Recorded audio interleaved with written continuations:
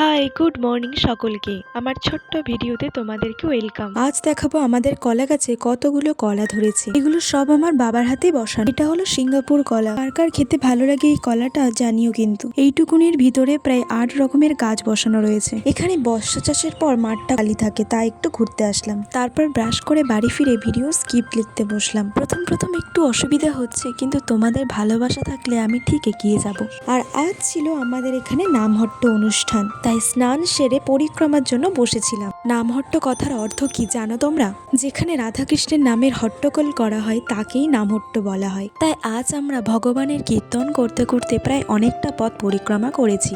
পরিক্রমা করে এসে ভগবানকে দর্শন করে আমি একটু বাড়ি গেছিলাম। খুব পা ব্যথা করছিল, তাই বাড়িতে একটু রেস্ট নিয়ে আবার আমি মন্দিরে চলে আসলাম। ভগবানকে পেতে গেলে তো কষ্ট করতেই হবে। তারপরে শুরু হলো নাচ।